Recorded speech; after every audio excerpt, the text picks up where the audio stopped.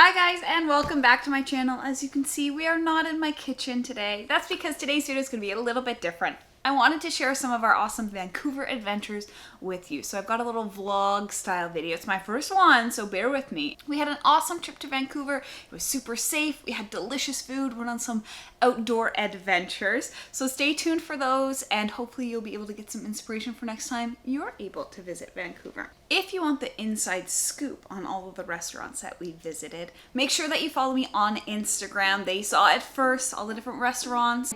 So if you want to get a little bit of a sneak preview of what's to come, please make sure you're following me over on Instagram. Let's get into the vlog.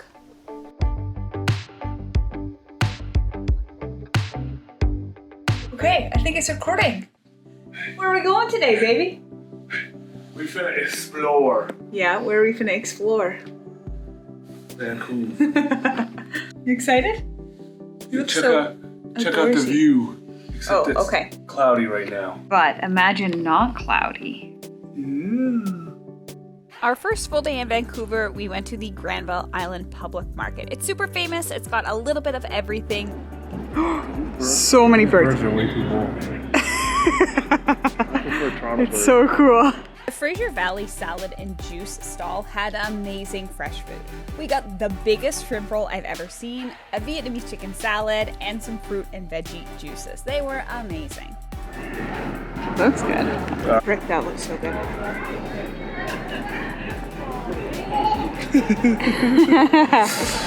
This one is green onions. I've never seen. Yeah, it's got everything.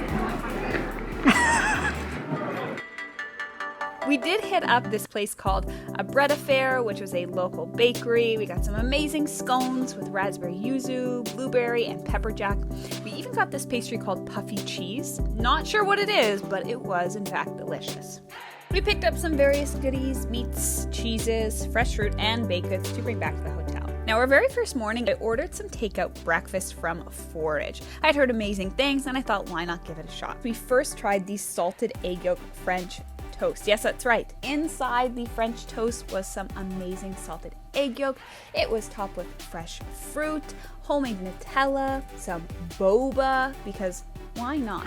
And instead of maple syrup, condensed milk. We also got the bison bacon with hash, which came with an awesome fried kale, potato, and sauerkraut, and the combination of those flavors, it just worked. The breakfast was so good that we had to go in person the very next day. We had to, of course, get that French toast again. We also got sort of their version of a shakshuka. It's a baked eggs and iron. It comes with lentils, heirloom tomatoes, cheese curds, and some awesome baguette toast. I had heard fantastic things about Reisu, so we had to give it a shot. It's an 80s themed Japanese restaurant. The service was amazing. The atmosphere was great. We got the omakase aburi sushi. Hopefully I'm saying that right. It's the chef's choice of seared sushi. Each bite is like its own dish, and the flavor is incredible. We also got a sea urchin donabe rice. The flavor was unlike anything I've ever had before. So rich and creamy. We also got the otoro hand roll. It came with tons of gorgeous tuna, scallops, and roe. You gotta roll it up yourself, so make sure that you go at it with confidence, and then you'll be set. We also shared a sake flight, and we'd never had sake before. We'd heard awesome things about it, but our waiter warned us that it can hit you hard. This premium flight came with 5 different types of sake with different percentages, and it also came with recommendations what it pairs best with. For dessert, we grabbed the grapefruit creme brulee, which is a flavor combination I had never thought of before. Inside the creme brulee were pieces of grapefruit. They just added a burst of freshness. It was incredible. We also got the souffle cheesecake, just like every Japanese cheesecake. It was light, fluffy, and delicious. After dinner, it was definitely time to go for a little walk to help ourselves digest, so we went and took a stroll along Kitsilano Beach. It was beautiful, and I couldn't believe that you could see the mountains no matter where you were looking. Is this thing on? Is this thing recording? Hello? We gotta go see some whales. I'm very, very excited. I have never seen any whales before, but Ryan has, so we're going to see what it's all about. I was really surprised that we were able to see a few small pods of humpbacks. We saw a mom and her calf, and a few other humpbacks as well.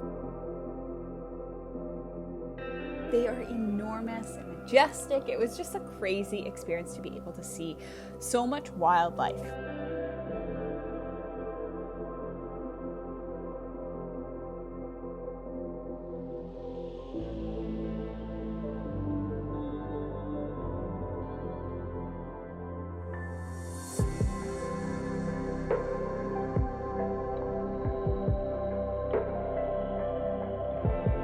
We also saw tons of seals, which I also love. Only one sea lion, and he was just hanging out. And lots of different types of birds like eagles, gulls, and a few other seabirds that I forget about. After a long day at sea, we decided to grab Nightingale. Now, Nightingale is actually a very popular restaurant in Vancouver. In fact, it's been rated one of the best restaurants in Vancouver.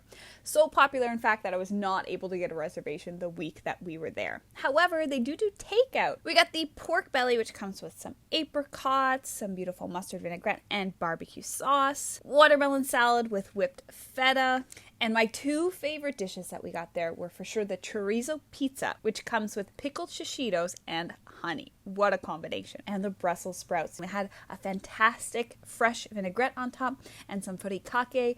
It was fantastic. To try to get the full experience, of course, we had to get some dim sum.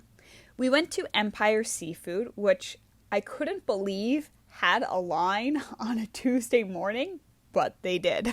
We got some of the classics like spare ribs, tripe, chicken feet, pea shoots, and soup dumplings, but something I had never seen before, mushroom and black truffle dumplings. They were incredible. I'm definitely interested in trying to recreate those, so if you would like to see those on the channel, give this video a thumbs up. We also had some amazing spare ribs with Chinese sausage and preserved meat with rice, and that comes served in sort of a clay bowl. The flavor in there is incredible.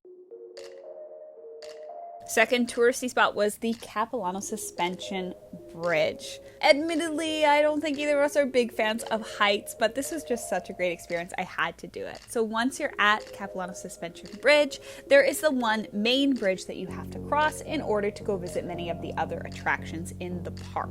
So even if you're scared of heights, if I can do it, you can do it. I'm not even afraid. Past the bridge, there's an amazing treetop trek.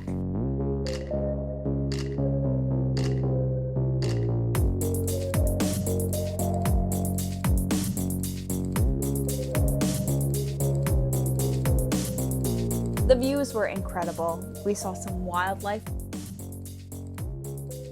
There was an owl who was a hoot.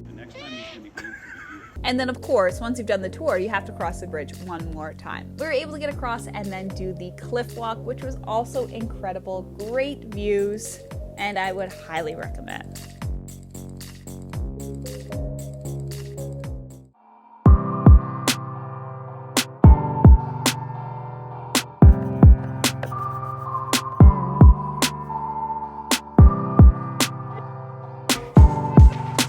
See the sky, baby! I didn't cry.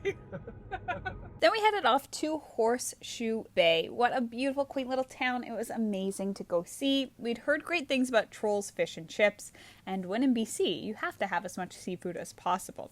This place has been around for over 75 years. The food was great, just a classic halibut fish and chips. They also have a fried oyster burger on the menu, but unfortunately they were out of oysters the day we were there. So we just opted for the shrimp sandwich. Also great, but still curious about that oyster burger. After that, we headed to Barry's Frozen Yogurt and Ice Cream, a local ice cream joint. I got an affogato with frozen yogurt. Ryan grabbed some pralines and cream ice cream, and we enjoyed that right by the harbor. I even saw a seal. All right, we are headed up to Garibaldi Lake for today's hike. We are on the Sea to Sky Highway right now. It's so beautiful. Gearing up for our trip to Vancouver, I'd been researching which hike would be the best one for us to try. I had heard amazing things about Garibaldi Lake. It's an 18-kilometer hike. The only downside being that the 9 kilometers to the lake are all uphill. Or should I say, up mountain. I was so tired after the hike, but it was so well worth it. We did happen to pick one of the hottest days of our trip to go for that hike, so maybe that was our fault, and it was just the beginning of a heat wave, so maybe not the best idea, but that meant once we got up the mountain to Garibaldi Lake, we had to take a dip in that glacier water. We made it.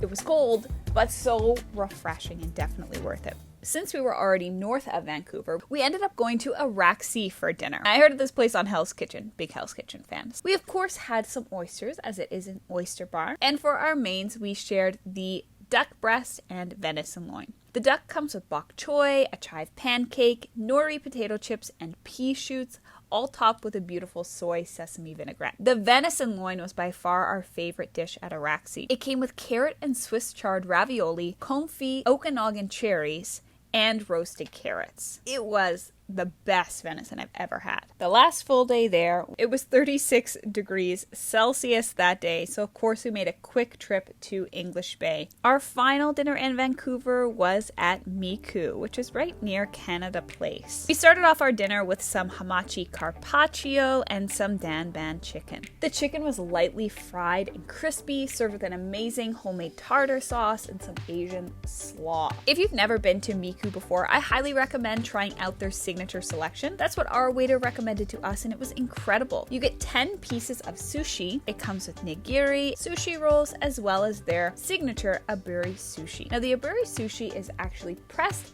and torched sushi, and each bite has its own flavor profile. They have totally mastered this dish.